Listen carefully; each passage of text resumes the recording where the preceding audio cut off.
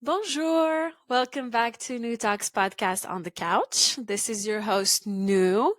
And today we have a French episode, but for my English speakers, we will have subtitles in English on the video on YouTube channel, New Talks podcast. So don't worry. And if you speak French, you still can watch it on YouTube. Alors aujourd'hui, sur mon canapé, j'ai avec moi une amie qui s'appelle Zineb. Bienvenue Zineb. Merci, New Talks. Je pense que c'est pas la première fois que je fais un épisode en français. Je pense que j'en avais fait 2, mais c'est toujours bizarre. J'ai pas l'habitude. Tu vas y arriver. Merci. Alors, ce que je fais à chaque fois quand j'ai quelqu'un dans l'épisode, c'est que avant de l'introduire, pourquoi il est là, etc., vu que c'est un épisode intime, je raconte comment on s'est rencontrés. Ok? Excellente idée. Comme dans les couples, tu vois. Alors, je pense que je vais te laisser raconter comment est-ce qu'on s'est rencontrés, Zineb. Alors, c'est marrant comment on s'est rencontrés, Nouhaila et moi. On s'est rencontrés il y a presque une dizaine d'années, je pense. Un Oh, peu moins quand même. c'était 2016. 2016, ouais, je pense 2016. Donc, on était toutes les deux en classe préparatoire. On passait nos oraux. Et donc, on s'est rencontrés sur le campus d'une des écoles de commerce qu'on vise à intégrer. On passait nos oraux et il se trouve qu'on a logé dans le même logement pendant 2 jours, je crois. Je pense que c'était 2 jours. 2 jours et on a direct, hyper fité. On s'est hyper bien entendu. Et puis j'ai plus jamais eu de nouvelles d'elle. Et c'est les réseaux sociaux qui nous ont fait nous retrouver. C'est ça? That's true. D'ailleurs, je voulais te demander, c'est toi, tu as trouvé le podcast. C'est comme C'est ça que ça. J'avais trouvé le podcast et je lui avais envoyé un message en mode Nohaila, est-ce que c'est toi? Et elle m'a dit mais oui. Et je dis enfin est-ce que tu te souviens de moi? Elle m'a dit bien sûr et comment? Et bon donc voilà on s'est revus et du coup c'est hyper émouvant de se retrouver aujourd'hui à faire un podcast alors qu'aucune de nous ne visait à ce genre de métier. c'est marrant, tu sais que j'en ai pas pensé tout à l'heure, qu'en fait, tu m'as trouvé grâce au podcast. Je suis d'accord. Je suis d'accord, c'est incroyable que le podcast nous ait réunis. Zineb, 29 ans du coup, ex-consultante en finance, c'est bien ça, et maintenant étudiante en école culinaire à Paris pour devenir chef. Donc d'abord, je veux qu'on commence par Rabat. C'est ta ville natale. C'est ça. C'est bien ça. Est-ce que tu peux me raconter un peu ton enfance? C'est quoi un peu les big memories qui reviennent à toi maintenant en tant qu'adulte? Je pense que mes souvenirs d'enfance ont beaucoup joué sur ma carrière aujourd'hui, sur le tournant que ça a pris. Pour ceux qui me connaissent pas, je suis née, j'ai grandi à Rabat, donc jusqu'à mes 18 ans. Et ce que je garde vraiment comme souvenir, c'est l'importance que la cuisine avait dans mes souvenirs d'enfance. Donc, j'ai grandi dans une très très grande famille, très nombreuse, où chaque samedi on se retrouvait chez mes grands-parents. Et donc chez mes grands-parents avec des plats qui étaient iconiques, des plats vraiment marocains qu'on retrouvait à la longue.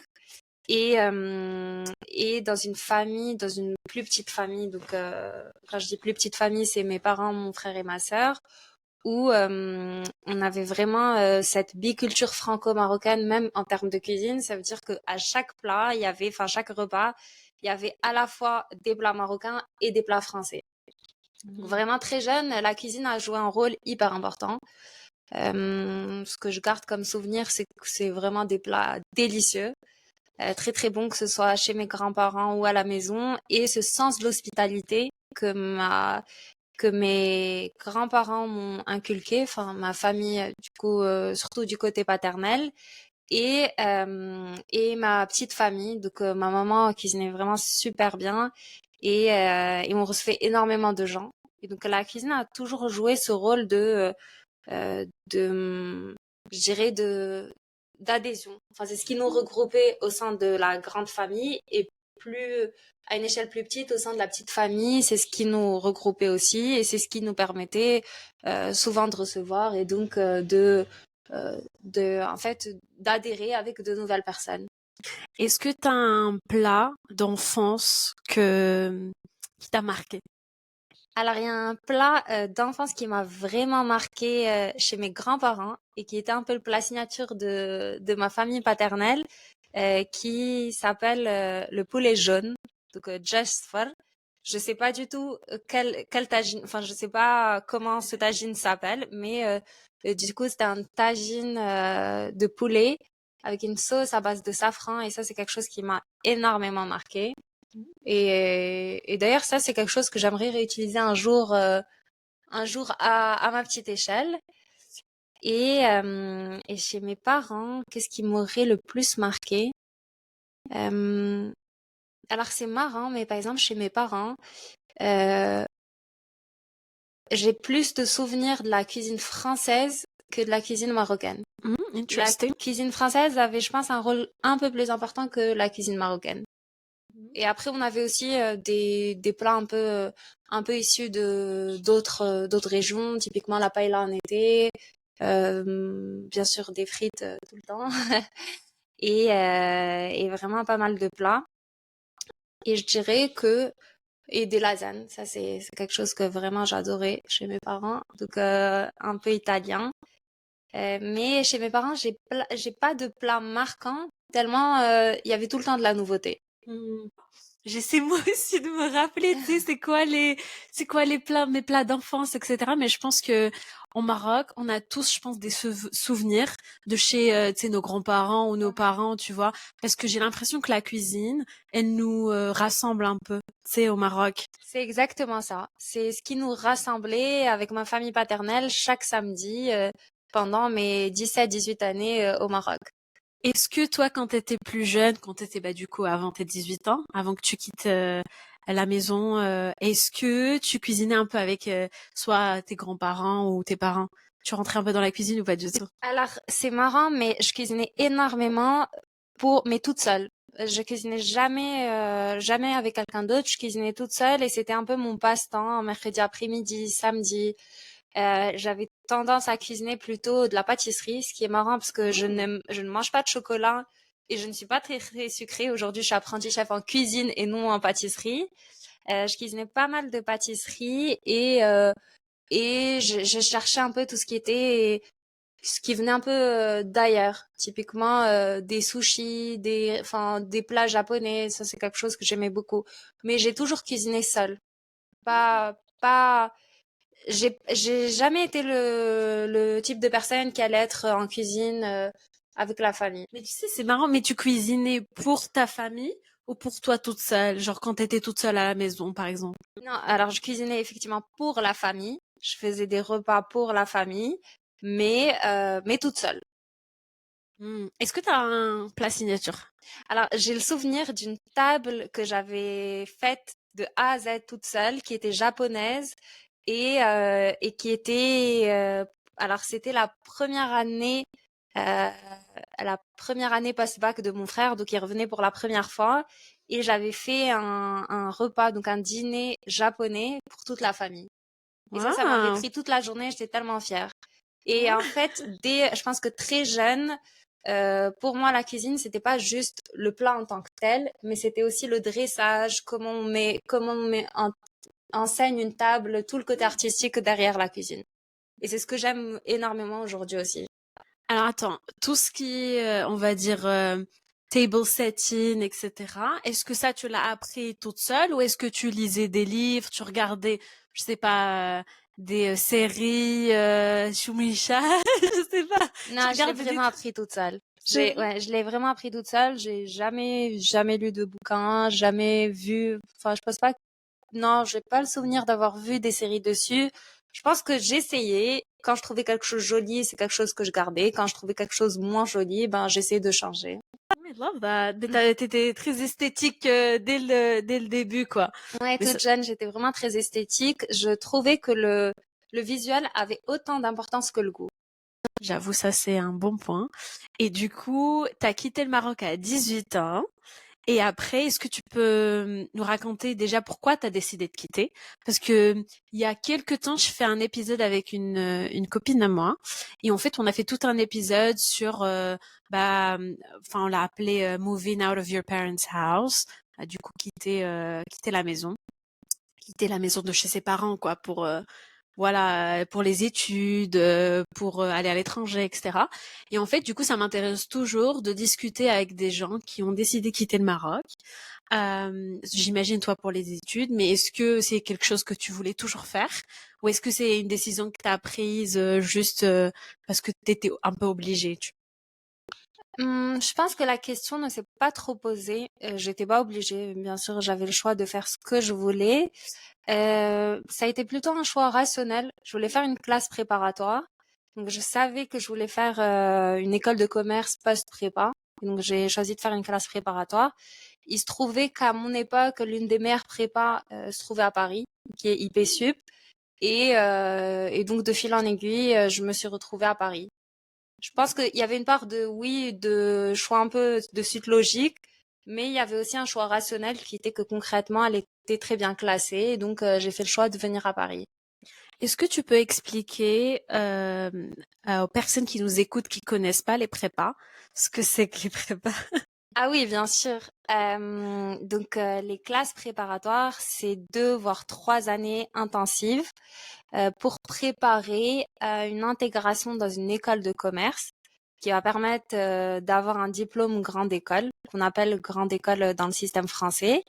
Et donc c'est 2 voire 3 années où vous allez avoir donc cinq matières. Ouais, en tout cas pour les écoles de commerce, ça va être 5 matières où vous aurez 2 langues, dont l'anglais. Donc, l'anglais est une autre langue. Moi, j'avais fait le choix de faire de l'arabe pour un peu m'améliorer en arabe. Et puis 3 autres matières qui sont les mathématiques, l'économie et enfin une matière économique, donc l'économie et la culture générale. Et donc à l'issue de ces 2 ans, vous allez passer un concours où selon vos notes, vous aurez une classe et selon votre classement, vous allez avoir une école. Et donc à l'issue de ces 2 années, si l'école vous convient, vous intégrez cette école. Si elle ne vous convient pas, vous pouvez faire le choix de QB, donc on appelle ça QB, qui est de redoubler un peu votre 2e année, donc passer faire une 3e année de classe préparatoire, et puis d'intégrer l'école de commerce de votre choix. Bravo, hein. Moi, j'aurais jamais pu expliquer en détail les prépas. J'ai- euh, Alors, moi aussi, j'ai fait des prépas. Je pense un peu différentes. Moi, je les ai fait au Maroc. Mais du coup, justement, on s'est rencontrés pour les oraux ce qu'on appelle le Tour de France, les oraux des écoles de commerce. Mais du coup, je pense que chacun a vécu, tu vois, l'expérience prépa différemment. Et du coup, c'était quoi ton expérience? Est-ce que t'as aimé? Est-ce que tu trouvais que c'était vraiment utile finalement? Parce que je sais qu'il y a toute une pression, tu vois, pour intégrer une école de commerce. En France, il fallait passer par les prépas parce que voilà, parce que c'est la meilleure formation, ça te permettait d'avoir accès, tu vois, au programme grande école. Est-ce que maintenant, on va dire in hindsight, avec un peu de recul, est-ce que tu penses que it was worth it? Alors moi, je suis une pro classe préparatoire, alors même que j'ai pas vécu la meilleure expérience qui existe. Je suis une pro et classe préparatoire parce qu'en fait, je trouve que ça donne une certaine rigueur que d'autres formations ne forcément ne vous donnent pas ou peuvent vous donner, mais en tout cas une plus petite échelle. Et pourquoi je suis une pro classe préparatoire? Parce qu'aujourd'hui, je suis dans un domaine mais qui est complètement différent de ce que j'ai vécu auparavant, qui est la cuisine. Et ce que j'ai appris en classe préparatoire me sert encore. Hmm. En classe préparatoire, donc c'est un niveau très intense où on va vous classer dès le début. Alors ça, c'est peut-être le côté un peu dégradant des classes préparatoires qui est que vous êtes classé. Mais ce qui est intéressant en classe préparatoire, c'est cette résilience que vous allez acquérir, cette capacité en fait à te surpasser, à vraiment bosser sous pression et qui concrètement sert dans tous les domaines de la vie. Enfin, 10 ans plus tard, je peux vous dire que bosser sous pression, c'est nécessaire un peu. Et en fait se dire ok, je suis peut-être aujourd'hui tout en bas de l'échelle, enfin je sais pas, je suis classée dernière, et ben il faut que je me batte pour que je remonte la pente. Et du coup ça vous donne une résilience incroyable. Après je parle bien sûr, je parle pour moi, je sais que ça peut aussi détruire des personnes. Il y a des personnes qui peuvent être un peu plus fragiles et ça peut les détruire, ça peut détruire leur estime de soi. Moi, je pense que la chance que j'ai eue, c'est de prendre un peu ma classe préparatoire avec pas mal de recul et de me dire, ok, c'est une formation. Quand je suis classée, ça me juge dans un domaine précis qui est, je sais pas, les maths par exemple. Ça ne juge pas ma personne, ça juge pas mes valeurs, ça juge pas, je ne suis pas moins bien que cette personne parce que sur cet examen précis, j'ai été classée moins bien que cette personne. Ouais. Et du coup, oui, avec du recul, je trouve que c'est quelque chose qui en vaut la peine. Mm. Après, c'est une expérience vraiment personnelle. Ouais. Et c'est, encore une fois, c'est quelque chose qui m'a donné une force par la suite, mais c'est vraiment très personnel. Mm. J'avoue que à chaque fois que je parle avec des personnes qui font des classes prépa, c'est toujours mitigé, tu vois. Il y a des gens qui trouvent que ça leur a appris énormément sur la discipline, ils sont appris à se connaître, à être plus rigoureux, etc. Mais d'autres qui se disent, bah j'aurais pu apprendre ça différemment. J'aurais pu apprendre d'être discipliné, mais sans X, Y, Z. Donc je pense que c'est toujours mitigé. Mais du coup, c'est bien de savoir qu'il y a des gens qui ont appris énormément des classes prépa. Moi, je vais plead the fifth. Je vais pas raconter mon expérience classe prépa aujourd'hui. On va faire ça un autre jour, another episode. Mais du coup, t'as fait des classes prépa pendant 2 ans, c'est ça? Moi, j'ai fait pendant 3 ans et pourquoi je dis que j'ai pas eu la meilleure des expériences et pourtant je suis une pro classe préparatoire, c'est que concrètement, l'école que j'ai eue, j'aurais pu l'avoir en deuxième année. J'avais une meilleure école en deuxième année. J'ai quand même fait le choix de QB et j'étais très bien classée et il se trouve qu'au concours, bah, ça s'est pas très bien passé. Mais ça n'enlève en rien tout ce que j'ai appris pendant mes années de classe préparatoire. Oh, very interesting. Et après ça, t'as intégré du coup une école de commerce et ta spécialité, c'était la finance. C'est ça, exactement. Et du coup, après ça, qu'est-ce qui t'a, on va dire, motivé à choisir la finance et après le conseil? Alors la finance, je pense que c'est un choix qui s'est assez vite fait. J'ai un peu suivi le mouvement général, on va dire. Mm. C'est un peu triste, mais j'ai un peu suivi le mouvement général. J'étais plutôt à l'aise en mathématiques. Enfin, j'étais plutôt à l'aise avec les chiffres. Je trouvais que la finance, bah, ça jouait quand même un rôle clé dans les entreprises. Donc c'était, en termes de perspective de carrière, c'était assez intéressant. Et donc, je choisis de me spécialiser en finance. J'ai fait une première alternance donc chez Louis Vuitton où j'étais alternante d'un directeur financier qui était vraiment très très très chouette parce que j'étais un peu en lien avec toutes les autres je dirais tous les autres pôles de l'entreprise, ce qui était vraiment intéressant et j'ai énormément appris dans cette alternance. Je tiens vraiment à préciser que j'ai énormément appris. Donc c'était une entreprise assez qui avait une politique assez intense, je dirais, où on était vraiment mis sous pression, mais j'ai énormément appris. Et ça revient un peu à la classe préparatoire dans le sens où je pense que je suis le genre de personne qui apprend sous pression. I get that. C'est pour ça que la classe préparatoire, ça m'allait bien. Je sais que c'est pas le cas de tout le monde, mais je sais que je suis quelqu'un qui apprend sous pression. Suite à ça, donc en master 2, j'ai fait une autre alternance, là plutôt chez Sanofi. Alors pourquoi Sanofi? Parce que le côté industriel de Louis Vuitton m'avait beaucoup plu. Je voulais continuer en industrie.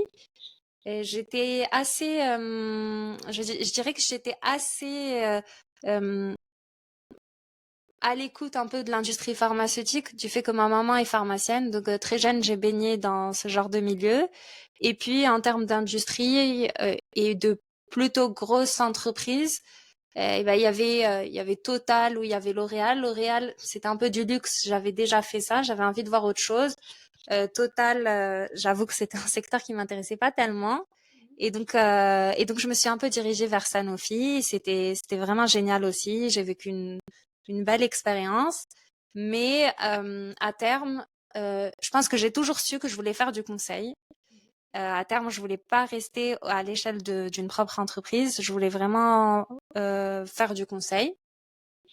Et donc, je me suis dirigée vers le secteur du conseil, enfin vers je dirais le domaine du conseil. Combien d'années t'as passé dans le conseil, du coup?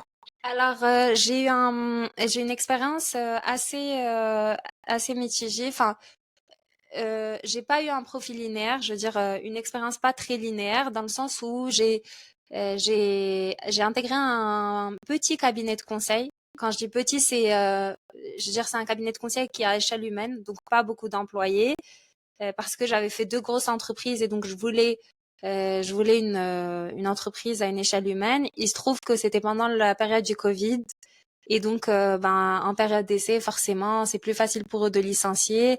Le cabinet n'allait pas très bien financièrement. Et puis donc je suis revenue à une échelle un peu plus grande. Donc globalement, j'ai fait un peu plus de 3 ans de conseil. J'ai fini dans un cabinet de conseil en stratégie et management. Et j'ai énormément appris en conseil. Et ça, c'est vraiment génial. Et c'est un secteur que je recommande, enfin, une formation que je recommande énormément. Quand je dis formation, c'est parce que je trouve que c'est vraiment un métier qui est autant un métier qu'une formation. Parce qu'on se forme énormément dans le conseil. Mais c'est intéressant que tu dises c'est une formation, justement, j'allais rebondir sur ça. Mais du coup, est-ce que tu peux me dire à quel moment tu as commencé à te remettre en question, à te dire j'aime plus faire ça? Je pense que dès le début, pour être tout à fait honnête, dès le début, j'étais pas très très très enchantée par le conseil. Quand j'ai intégré le cabinet de conseil, j'étais pas très très enchantée, mais il y avait un côté où j'apprenais énormément. Il y avait un autre côté où j'avais des objectifs personnels que du coup j'avais besoin d'atteindre. Et pour atteindre ces objectifs personnels, eh ben j'étais obligée de vivre un peu l'expérience du conseil jusqu'au bout.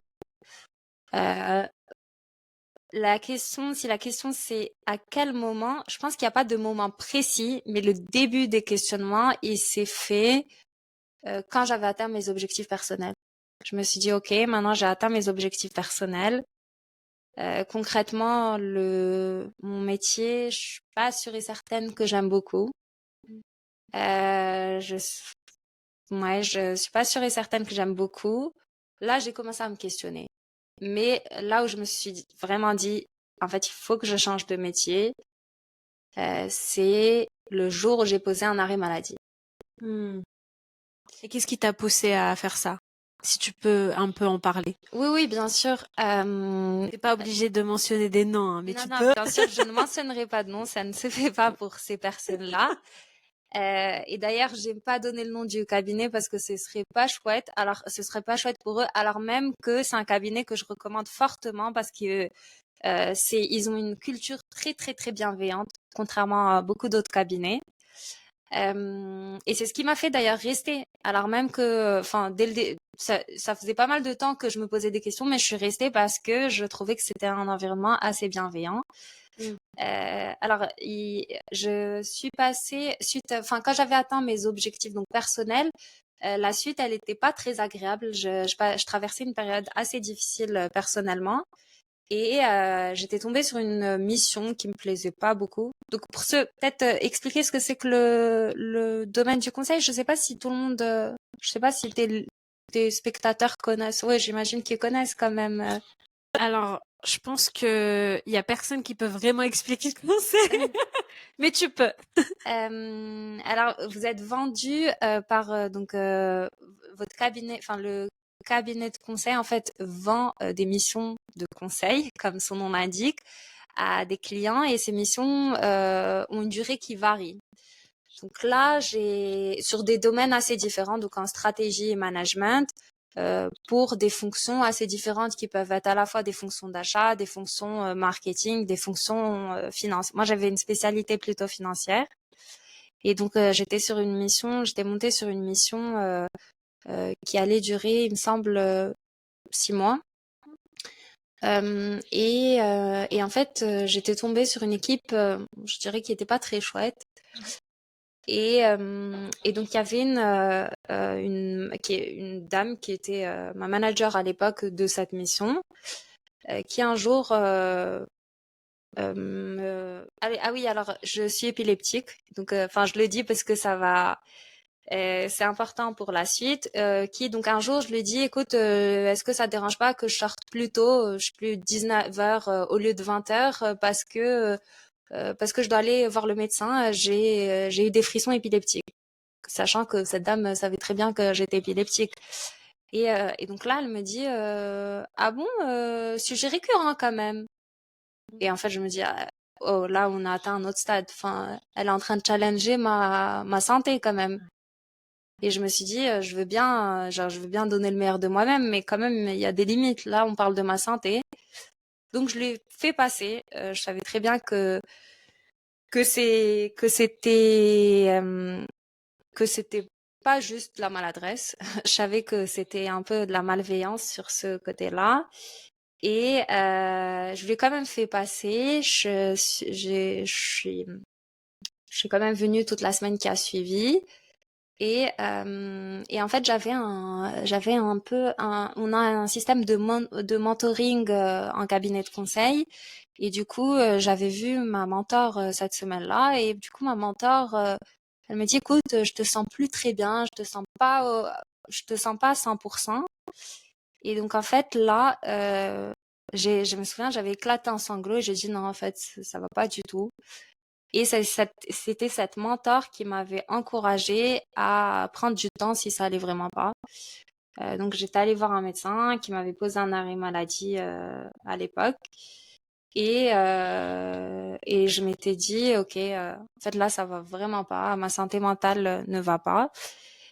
Et j'avais pris un mois, oui, 2 mois pour moi, 2 mois pour moi. Et donc après, ça allait un peu mieux. Donc, en termes de santé mentale, ça allait mieux. Donc j'ai fait le choix de repartir au cabinet. Et donc j'ai été remise sur mission. Ça se passait bien, mais en fait là, j'étais vraiment décidée à quitter.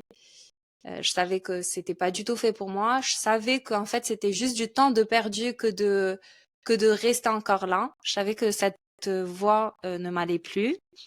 Mais je pense que j'étais pas à ce moment précis assez assez solide émotionnellement et mentalement pour assumer un changement de voie.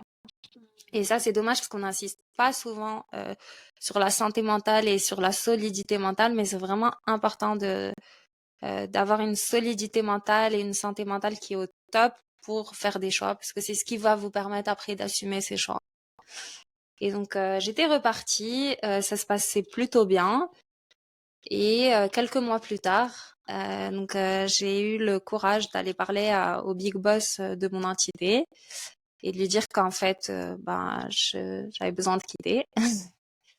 Il a été hyper compréhensif, ça s'est hyper bien passé d'ailleurs. Et si un jour il écoute ce podcast, et ben, je lui fais un petit coucou. Je pense qu'il se reconnaîtra. Et d'ailleurs, justement, tu as parlé de ce temps off que t'as pris, Ouais. t'as pris 2 mois pour toi, et après t'es revenu en cabinet. Et en fait, tu vois, ce entre-temps, qu'est-ce qui t'a poussé à prendre cette décision? Est-ce que c'est juste parce que tu te sentais pas bien? Mais est-ce que justement, t'as vu d'autres personnes, t'as consulté? Enfin, je pense que ça, tu m'as raconté ça entre nous, mais je veux bien que t'en parles pour dire, bah, du coup, aux personnes qui nous écoutent, qu'est-ce qui t'a aidé à vraiment prendre cette décision, à être plus clair dans tes pensées et après à prendre ce pas et dire je vais partir. Ok. Alors je pense que enfin le déclic, c'est vraiment quand on touche le fond. C'est triste, mais on ne prend, on fait le choix de faire des actions concrètes que quand en fait on touche le fond. Donc je pense le déclic, c'était vraiment ça, c'était de toucher le fond. Je sentais que ça allait plus du tout.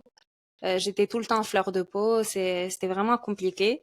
Donc ça, c'était le déclic pour prendre l'arrêt maladie, alors que je pense que j'en avais besoin auparavant. Ensuite, pendant ces 2 mois, ce qui m'a permis de voir plus clair, c'était déjà de prendre du temps pour se reposer, parce que comme on a la tête dans le guidon, en fait, on réalise pas qu'il y a un moment où il faut qu'on se repose. On est aussi des êtres humains.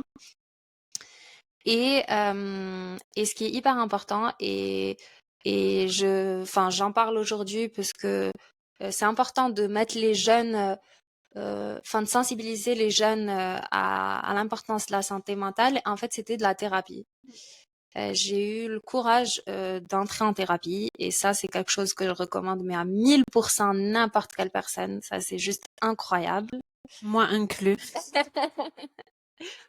Ça, c'est vraiment génial. De la thérapie, ça m'a tellement, tellement, tellement, tellement aidé. Et en fait, j'étais arrivée après 2 mois à 2 conclusions qui étaient que je n'aimais plus mon travail. Pas du fait que je pense que j'ai fait mon temps chez eux. J'ai appris ce que j'avais appris. J'ai tiré ce que j'avais à tirer de ce travail. C'est-à-dire que j'ai énormément appris. Je suis hyper reconnaissante de tout ce que j'ai appris en termes de soft skills, mais aussi en termes de compétences vraiment techniques. Et l'autre conclusion, c'est que en fait, concrètement, après 2 mois d'arrêt maladie, je n'étais pas assez solide pour assumer un choix qui était de quitter une carrière. Parce que concrètement, quitter une carrière, oui, on peut le faire, mais après, encore faut-il l'assumer et quitter une carrière pour faire quoi au juste? Donc il y a généralement deux voies après avoir enfin pris ce pas et avoir eu ce déclic. Du coup, soit on change de employeur, on se dit voilà, on n'était pas bien dans la boîte où on était, dans l'entreprise pour telle ou telle raison, ou bah comme toi ce que tu as fait, tu as complètement changé de carrière, ce qui est la voie extrême, on va dire. Donc est-ce que tu peux nous raconter un peu ce qui s'est passé une fois que voilà, tu as quitté l'entreprise et le cabinet où tu étais jusqu'à ce que tu as intégré l'école culinaire? Oui, oui, bien sûr. Cette réflexion, je l'ai eue en me disant, est-ce que c'est l'employeur qui me convient pas ou c'est vraiment le domaine? Et j'étais arrivée à la conclusion que c'était le domaine parce que concrètement, l'employeur, en termes de bienveillance, c'était difficile de faire plus bienveillant que, excepté cet épisode de petite manager, mais ça arrive vraiment à tout le monde. C'était vraiment difficile de faire plus bienveillant qu'eux, donc je me disais, c'est pas l'employeur en tant que tel. Après, les métiers, il y en a plein. Donc, j'aurais pu me dire, il y a d'autres métiers. Mais j'avais cette chance qui était que j'avais lancé mon blog culinaire il y a un peu plus d'1 an et auquel je m'accrochais. Et en fait, dans les moments difficiles que j'ai vécu du coup durant l'année passée, donc l'année scolaire passée, ce qui m'apportait vraiment du réconfort, c'était la cuisine. Que ce soit aller dans un bon restaurant, découvrir un nouveau cuisinier, faire des recettes de cuisine, c'est vraiment ce qui m'apportait du réconfort. Et je me suis dit, ok, ça, c'est quelque chose qui joue sur ma santé mentale. Et c'est hyper important au jour d'aujourd'hui de se dire, c'est quoi ce qui est capable d'améliorer ma santé mentale. Et donc ça, d'un côté, je l'avais en tête. Ensuite, il y a eu le fait que, par un pur hasard, je me suis retrouvée à une porte ouverte. Enfin, quand je dis par un pur hasard, non, j'ai cherché, mais je veux dire, je suis allée faire une porte ouverte d'un programme qui s'appelle le CFA des chefs, et donc que je fais aujourd'hui, qui est un programme qui a été lancé par 5 grosses entreprises, dont Sodexo et Accor, qui permet de préparer un CAP en cuisine euh, en alternance. Et donc, enfin, j'étais allée aux portes ouvertes, j'avais posé mon CV et c'était resté comme ça. J'avais aussi passé un entretien, donc, chez un restaurateur, donc, au Novotel. Et l'histoire, donc, du chef était vraiment très impressionnante. J'avais été prise. C'était en avril, je dirais, ouais, en avril dernier. Mais à cet instant précis, j'étais pas sûre d'assumer ce choix. Donc, je n'avais pas, enfin, j'avais fait le choix de pas rester, de pas prendre du coup cette offre. Et entre-temps, donc j'avais déjà quitté mon cabinet de conseil et j'avais un petit rêve qui était dans ma tête depuis très très très longtemps, qui était en fait d'aller faire un solo trip. Et donc là, j'ai pris mon courage à deux mains, je l'ai fait. Je suis allée en Asie, donc au Cambodge, au Vietnam, à Bali, à Singapour, J'adore. pendant un mois toute seule. Et le thème de ce voyage, c'était cuisine, yoga et surf. C'était Eat, Pray, Love. Ouais, non, il n'y avait pas de love, c'était juste le eat, pray. Et du coup, mais oui, c'était comme Eat, Pray, Love sans le love. Et donc, au Vietnam, j'avais fait un cours de cuisine et j'avais fait tous les restaurants que je pouvais trouver au Vietnam, d'ailleurs qui est un pays formidable. À Bali, j'avais fait du yoga et du surf. Et Singapour et au Cambodge, c'était vraiment un peu pour découvrir et me retrouver. Donc, en revenant de ce voyage, j'étais déjà beaucoup plus solide, j'avais les idées claires et je savais que j'adorais la cuisine. Maintenant, encore faut-il avoir le courage de sauter le pas. On a des conclusions, c'est pas est-ce qu'on va sauter le pas ou pas. Exact. Et des fois, je pense qu'il y a une part hyper importante qui est le destin. Moi, j'y crois énormément au destin et de se laisser un peu porter. Et concrètement, ce voyage, je me suis un peu laissée porter. J'ai vu un peu où ça allait. C'était vraiment génial. Et donc, en fait, en rentrant à Paris, euh, un jour, alors même que... ah non, je me souviens très bien. En fait, j'étais à Paris et je rentrais au Maroc. Et donc, j'ai un coup de fil où la directrice du programme me propose une offre un entretien pour un poste à l'école Le Nôtre en tant qu'apprenti chef où j'allais avoir un peu un pied en management et un pied en cuisine. Donc je passe les entretiens, les différents entretiens et j'ai un feeling mais qui est incroyable. Enfin vraiment, j'adore ça et j'adore le poste. Et donc ils me font une offre. Et là, contrairement à l'offre que j'avais eue auparavant, là je me disais je garde quand même un pied en management et un pied en cuisine. Donc la transition elle est un peu plus, je dirais, facile que aller directement en cuisine. Et donc j'ai pas mal réfléchi cet été-là. C'était en été, la rentrée était en septembre. J'ai pas mal réfléchi. J'ai essayé de peser les pour et les contre. Et en fait, mon intuition m'a dit fonce. Et voilà. Et du coup, j'ai foncé. Et je pense que c'est la plus belle expérience que j'ai pu vivre jusque-là. C'est juste formidable. I love it. Et je pense que je te regardais depuis que on a commencé ce podcast. Et en fait, je voyais genre tes émotions quand tu parlais du conseil jusqu'à la cuisine. Ils ont tellement changé, tu sais, quand tu racontais du conseil, t'étais un peu genre, un peu triste, tu vois, c'était un peu bittersweet. Mais là, tu vois, en arrivant à, tu sais, ton admission à le nôtre, etc., tu vois, je voyais que you were like happier, tu vois, juste en racontant. Donc j'imagine que ça t'a fait du bien, quoi, de juste te plonger dans un nouvel univers. Et en fait, et bravo d'ailleurs. That's Merci. such a Merci. great, wow. Ouais, C'est pas tous les jours qu'on entend ça. bah, merci beaucoup. Et oui, effectivement, pour reprendre ce que tu disais, clairement, ce que je ressentais en conseil et ce que je ressens aujourd'hui à l'école Le Nôtre est complètement différent. Enfin, aujourd'hui, je suis pleinement en train de vivre mon rêve.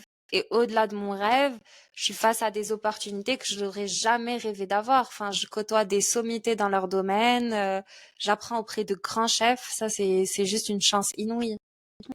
Et est-ce que tu peux me dire comment est-ce que ton entourage a réagi? Tu sais, tes parents, tes amis, etc.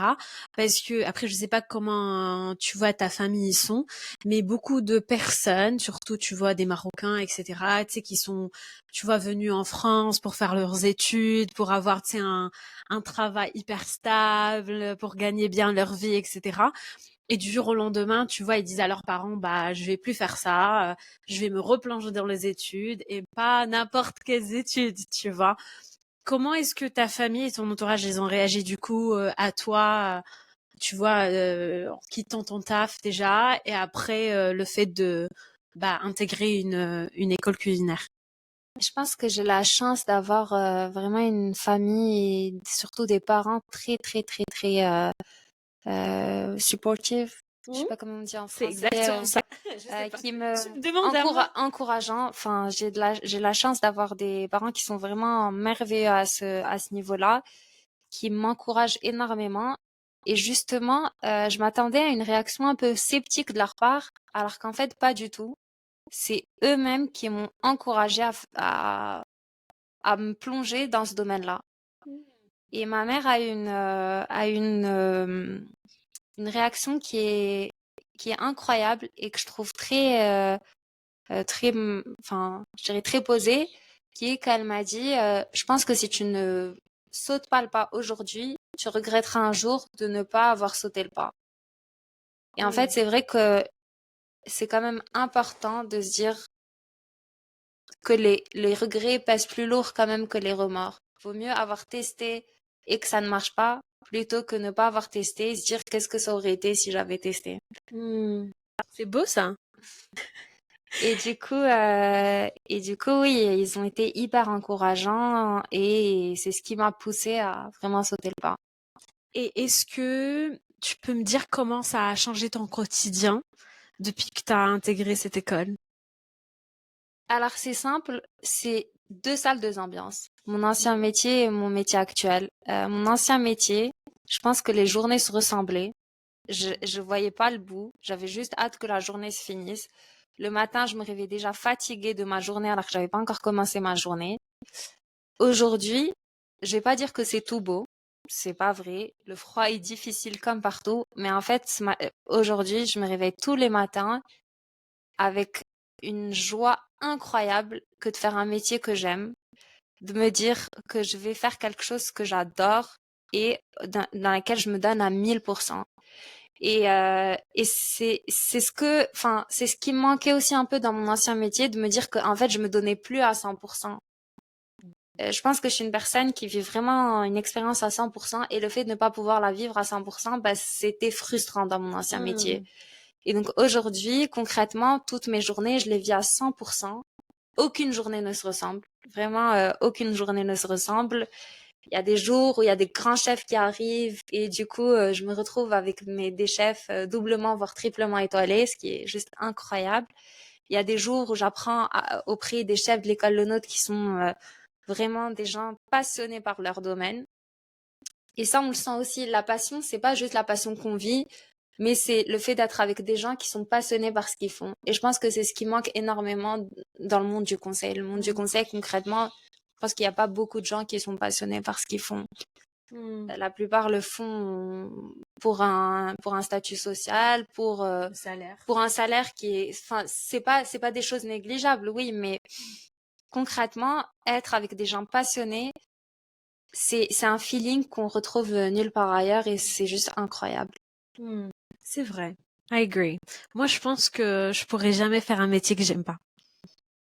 Et ben justement, moi je suis comme ça. Et le métier du conseil, je l'ai fait parce que initialement, je pensais que c'était quelque chose que j'allais aimer. Je l'ai fait en toute conscience en me disant ah, c'est quelque chose qui correspond vraiment à ce que je suis, donc je pense que je vais aimer ça.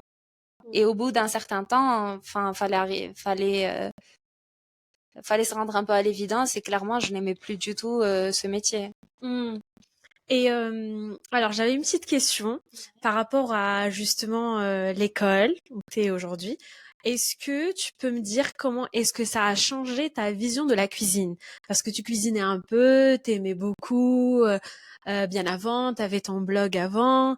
En intégrant une école professionnelle, comment est-ce que ça a changé ta vision de la cuisine?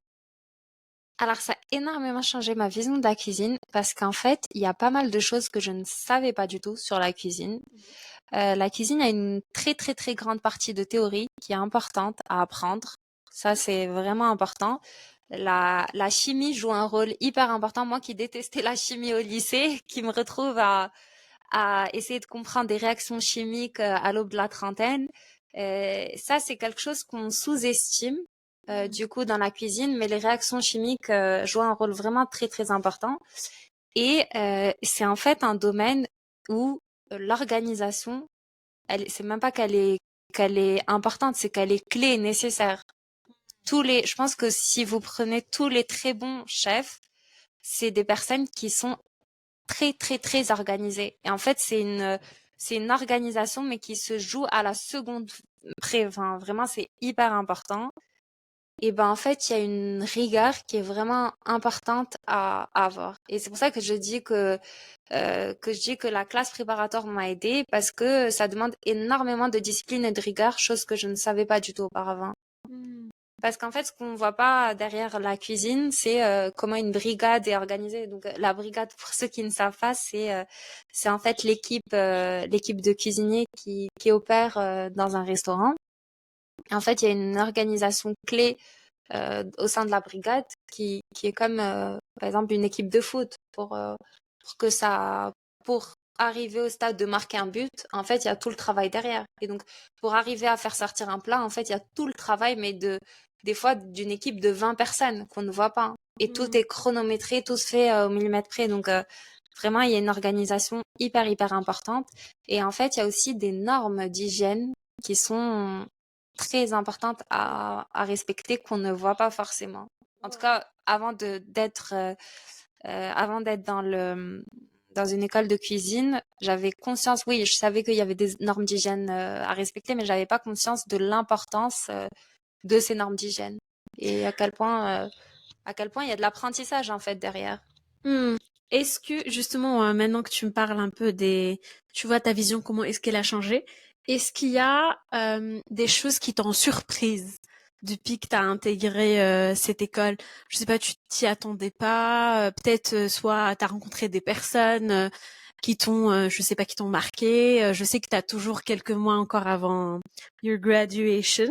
Du coup, tu finis en septembre, c'est bien ça? C'est ça, je prépare un CAP de cuisine. Voilà, en septembre. Donc, est-ce qu'il y a quelque chose qui t'a surprise un peu, tu vois, fun fact sur l'école culinaire que tu peux nous dire? Alors, il y a deux choses qui m'ont surprise. Tout d'abord, je pensais que j'étais une plutôt bonne cuisinière. Pas du tout. En arrivant en école de cuisine. Et pas du tout. Et j'étais surprise aussi par ma lenteur ma lenteur d'action. Non, plus sérieusement, il y a quelque chose qui m'a énormément surpris dont j'avais pas du tout conscience. C'est en fait la dureté du métier. C'est un métier très très dur. On me disait que c'était un métier très dur, mais je réalisais pas.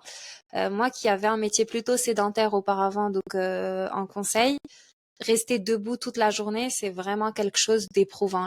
Les premières semaines, c'est hyper compliqué. J'ai d'ailleurs une anecdote sur le sujet. Donc il y a un jour où après une journée de cours, j'étais partie chez une amie pour cuisiner. Et donc on était en train de cuisiner à trois. Et en fait, après le repas, je me suis assise et je n'arrivais plus à me lever. En fait, mon pied droit avait triplé de volume parce que j'étais restée debout je sais plus de 15 heures de suite. Et donc, mon pied avait triplé de volume. Ça, c'est quelque chose que j'avais jamais expérimenté auparavant. Et donc, oui, ça, c'est quelque chose qu'on a un peu, qu'on sous-estime, je vais dire, enfin, je dirais qu'on sous-estime avant d'aller dans le domaine de la cuisine, et aussi le nombre de fois où, en fait, on se coupe et on se brûle. Ça, oui, c'est le jeu, quoi. J'avoue que, tu Mais sais, maintenant que tu me dis ça, tu vois, ce qui me vient en tête, c'est ma maman. Quand elle me dit, j'ai passé toute la journée dans la cuisine debout, tu vois, et c'est fatigant, tu vois, et j'en s'en rends pas compte. Mais c'est vrai, tu vois, quand, tu vois, nos parents, moi en tout cas à l'époque, mais maintenant, tu vois, quand je rentre au Maroc, il y a ma maman qui est dans la cuisine toute la journée, et en fin de journée, elle est là en mode, je peux plus me lever, tu vois, parce que c'est un effort, tu vois, d'être debout, tu vois, on s'en rend pas compte. Mais toi, en tant que professionnel, quand tu nous dis ça, on te croit.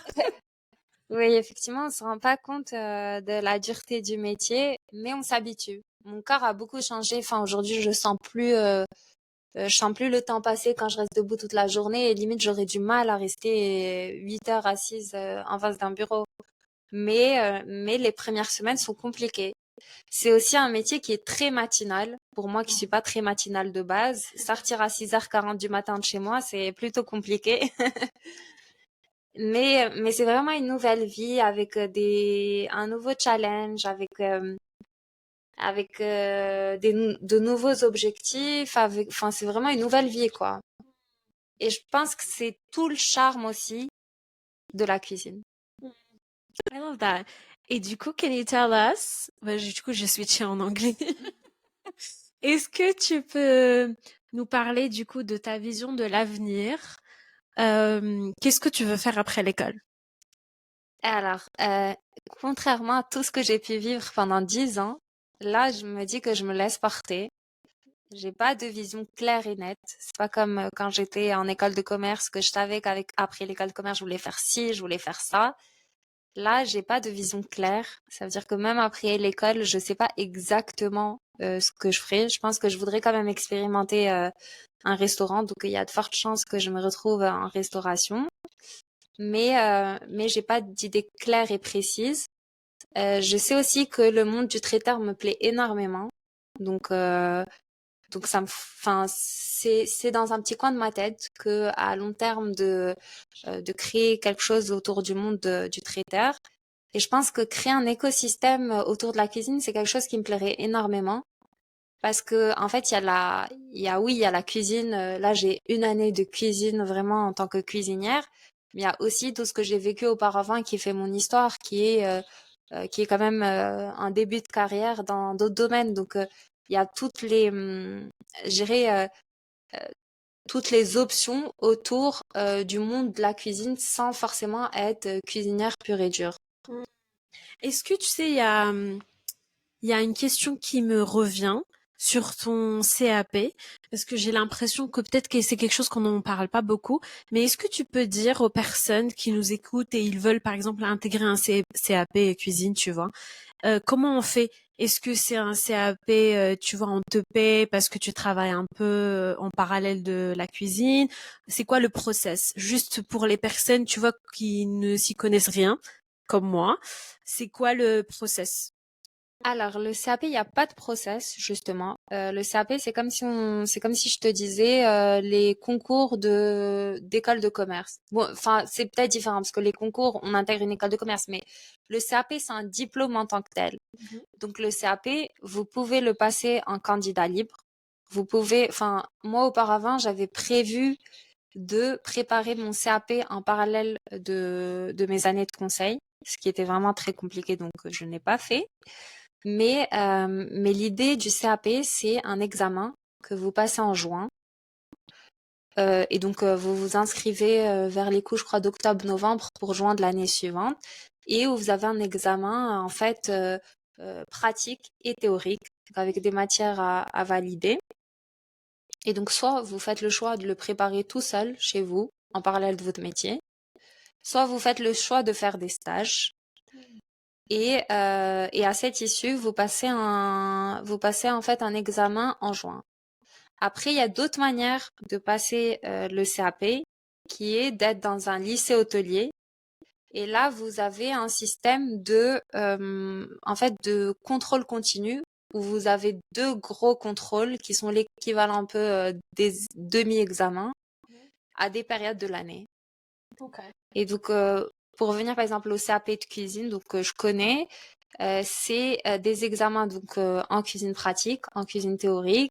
Selon ce que vous avez auparavant, vous avez des matières à valider. Je sais pas si vous avez un bac. Enfin, il y a même des personnes qui n'ont pas le bac qui passent un CAP. Donc, ces personnes-là, elles auront des maths à passer, d'autres matières que nous, on a déjà validées avec notre bac.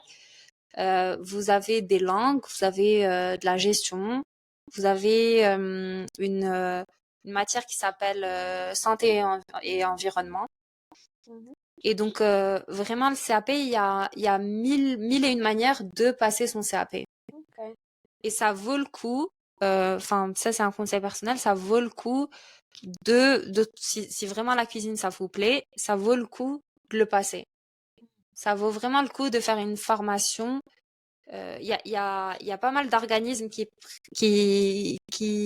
vous enfin, qui vous proposent en fait des formations à distance.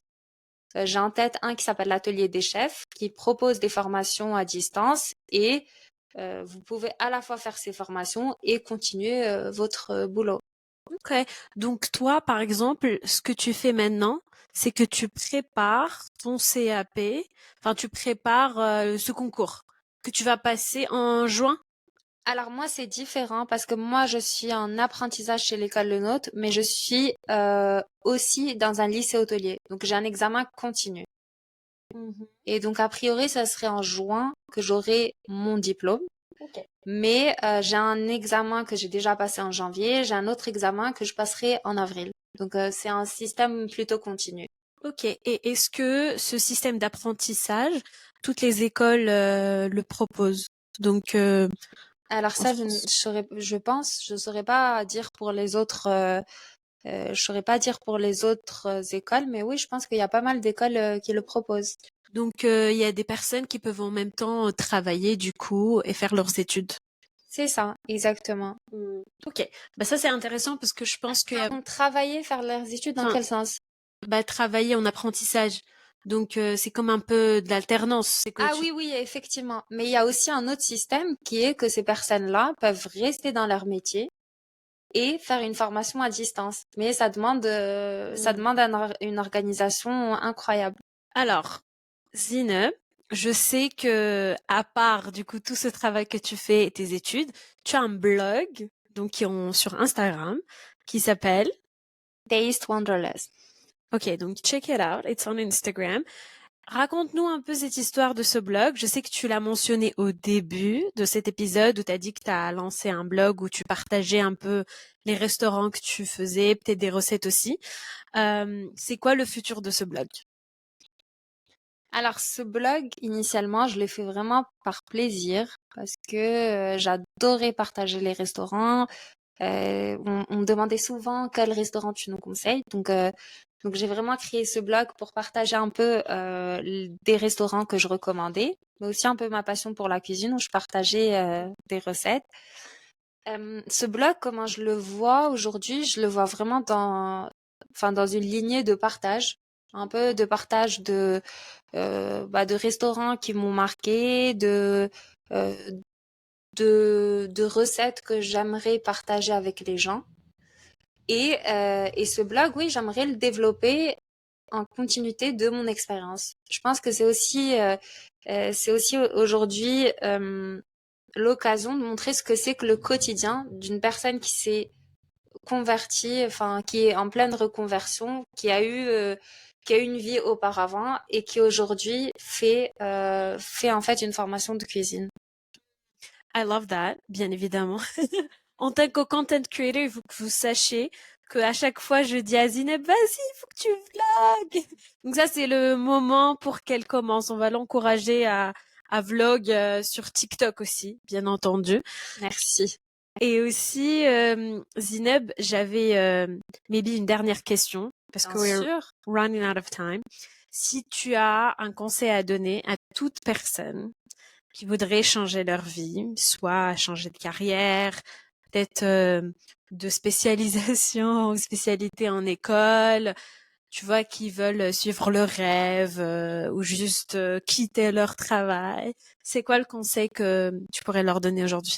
Foncez. Plus sérieusement, Just do it. yeah. Plus sérieusement, c'est important de peser quand même le pour et les contre. Enfin, Okay. tous les pour et les contre parce que dans les moments difficiles, c'est les pour qui vous feront continuer. Mais je pense que si vous avez un rêve, s'il est en vous depuis longtemps et que vous avez toujours cette question de est-ce que je dois sauter le pas, eh ben sautez-le. Sautez-le, je pense que c'est la peur qui vous empêche de sauter le pas. Et je pense que vraiment le taux de satisfaction est est à la hauteur des craintes et des peurs que vous avez.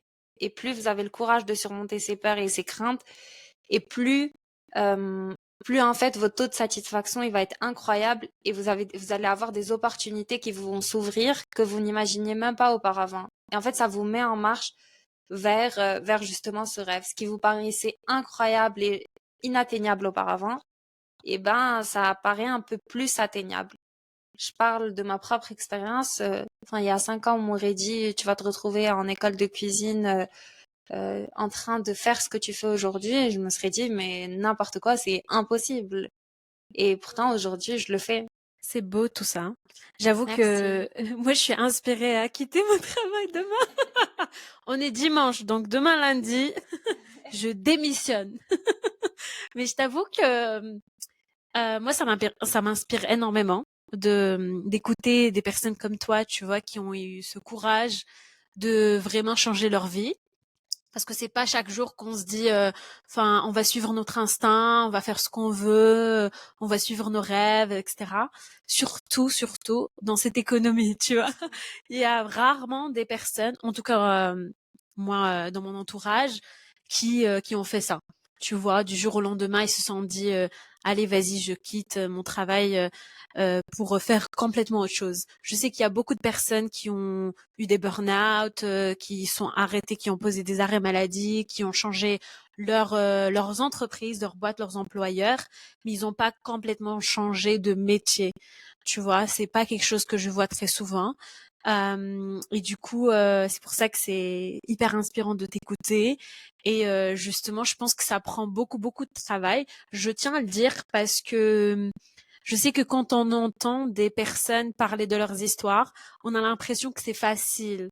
Tu vois, c'est facile de franchir ce cap. Non, ça c'est vraiment important. C'est pour ça que je parlais des pour et des contre. C'est vraiment important de se dire qu'en fait, des moments difficiles, vous allez en avoir quel que soit votre choix.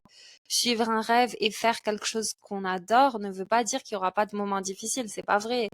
Les réveils à 6 heures du matin tous les jours, les journées longues, le froid qu'on ressent encore plus quand on est cuisinier, ça c'est vraiment des difficultés qu'on ressent au quotidien. Donc c'est pas vrai. Il y a des moments difficiles, il y a des moments où on est fatigué, il y a des moments, je vais pas vous dire il y a des moments où on a envie de tout quitter parce que c'est pas vrai, je l'ai pas ressenti. Il y a aucun moment où je me suis dit ah j'ai envie de tout quitter pour revenir à mon ancienne vie. Non, là c'est pas vrai.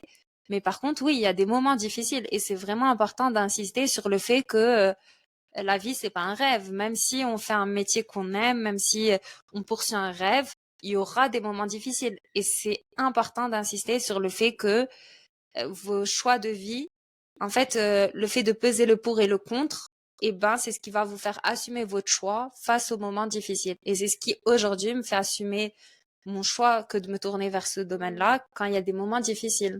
Mmh. Et je sais aussi que tu as fait énormément de travail sur toi-même, sur ton mental, etc. Parce que je pense qu'on n'est pas tous en même niveau mentalement. Tu vois, on n'a pas tous cette solidité, on va dire, mentale pour justement assumer nos choix. J'ai l'impression qu'il y a beaucoup de personnes dans la vie qui choisiront le confort. Tu vois, même si on n'aime pas notre travail, on va rester parce qu'il y a un confort financier, une certaine stabilité. On se dit bah regarde l'économie où elle va, il y a rien qui va, le taux de chômage il est je sais pas où. Tu vois donc on se dit Alhamdoulilah, on a un travail. Tu vois, on va jamais Enfin, je pense que ça dépend aussi de l'entourage, tu vois. Il y a parfois nos familles, ils vont dire non mais ça va pas, tu vas changer de travail, c'est pas le moment, tu vois où on va être découragé par ça. Il y a plein de facteurs extérieurs, tu vois, qui font, enfin extérieurs et intérieurs, tu vois. Soit la peur, bien sûr, qui vient de nous, mais cette pression, tu vois, de la société. Donc je pense que ce travail qui, tu vois, qui est très dur, hein, c'est avec nous-mêmes, tu vois, c'est trouver ce courage malgré tout. Et ça, moi, je pense qu'il y a une part de moi qui a toujours été pour le fait d'assumer ses choix et d'essayer de ne jamais me mettre en victime parce que c'est ce qui va me mettre en action. J'ai un exemple tout bête qui est que il y a quelques années, je voulais aller en mission humanitaire au Bénin et au Togo. Donc mes parents étaient complètement contre cette idée du fait de leur peur. Et en fait, en arrivant au Bénin, donc j'avais un mois au Bénin et 2 semaines au Togo. Au bout de même pas 10 jours au Bénin, je suis tombée en moto et je me suis ouvert en fait toute la jambe. Et je me suis dit, bah en fait, tu assumes, tu as fait le choix de venir en mission humanitaire, tu restes jusqu'au bout. Donc je suis restée un mois et demi avec une jambe ouverte dans un pays où j'ai été un peu, enfin j'étais dans un dispensaire pour qu'on me soigne ma jambe. Donc vraiment le niveau, oui, c'était risqué. Bon, j'étais jeune, mais tout ça pour dire, j'ai toujours assumé mes choix. Mais je pense que la thérapie m'a encore plus aidé à renforcer ce côté, il faut que j'assume mes choix et et d'avoir le courage en fait de prendre des choix parce que concrètement même moi je trouve que prendre un choix, même s'il est mauvais, c'est toujours mieux que de ne pas faire de choix et d'être dans un entre-deux. D'être dans un boulot qu'on n'aime pas et de se dire est-ce que je dois le quitter, est-ce que je dois pas le quitter, est-ce que je reste dedans, est-ce que je reste pas dedans, bah en fait le quitter et que ce soit un mauvais choix, ça reste toujours mieux que de rester dans ce boulot et de se dire est-ce que je le quitte, est-ce que je le quitte pas, ah il y a un jour où je suis bien, ah il y a un jour où je suis pas bien. Et I agree. et moi je pense que c'est important. On a un peu perdu cette culture de prendre des choix.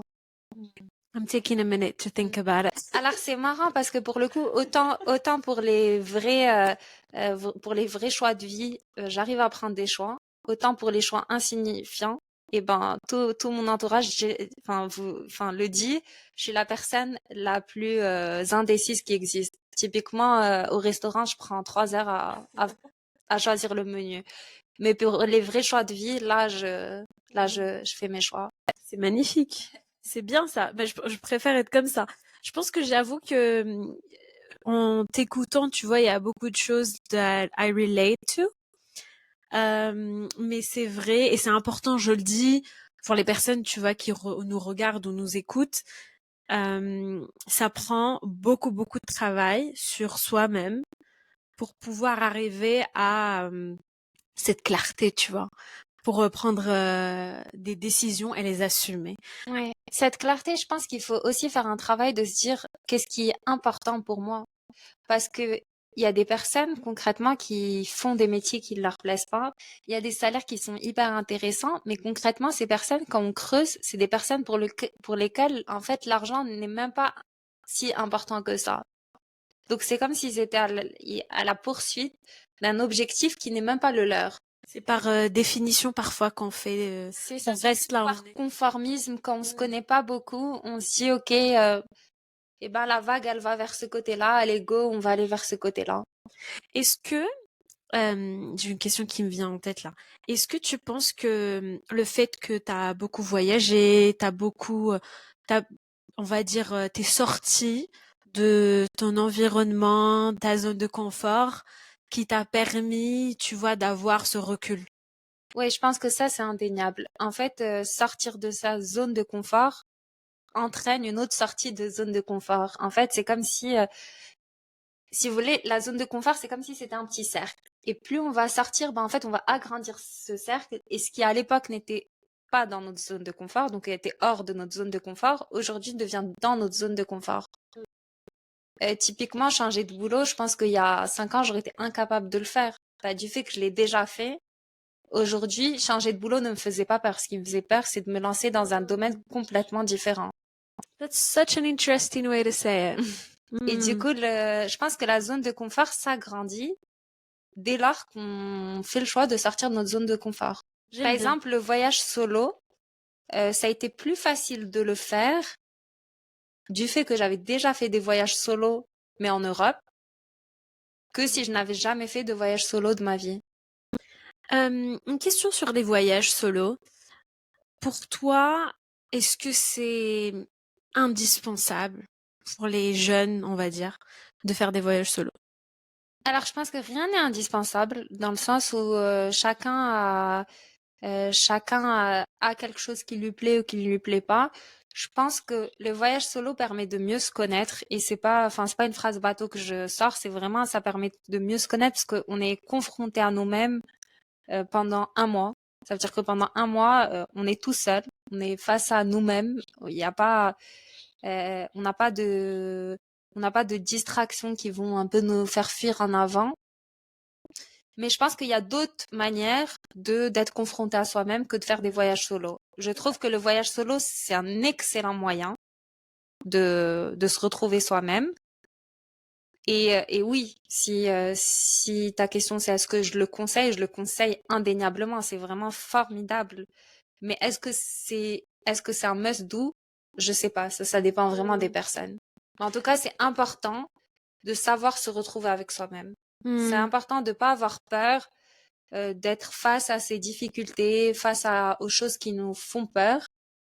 Et c'est ok d'avoir des choses qui nous font peur. Enfin, tout le monde a ses moments de faiblesse, a ses peurs, et c'est ok.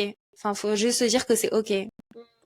Il faut vivre avec, quoi. Il faut Ouais. vivre avec ses craintes parce que sinon, je pense que c'est ce qui nous motive un peu dans la vie, c'est avoir quand même des choses qu'on a peur de perdre, je sais pas, des choses comme ça. Je pense que c'est justement indispensable. Il faut Oui, toujours avoir. mais c'est sûr. Bah, c'est pareil. Plus on surmonte une peur, plus on est apte à surmonter d'autres peurs. Typiquement, moi, le voyage solo, c'est quelque chose que j'avais envie de faire il y a 5 ans. Il y a 5, 6 ans et que je n'avais pas fait. Enfin, j'avais vraiment eu peur de le faire. Et entre-temps, du coup, j'avais une chute à l'époque, une grosse chute, donc où j'ai eu un traumatisme crânien et qui m'a rendue épileptique. Donc aujourd'hui, il y a 6 mois, quand j'ai décidé de faire un voyage solo, j'étais en plus épileptique, chose que je n'étais pas il y a 5 ans. Donc, il y avait le risque et si je fais une crise d'épilepsie au bout du monde, comment ça se passe?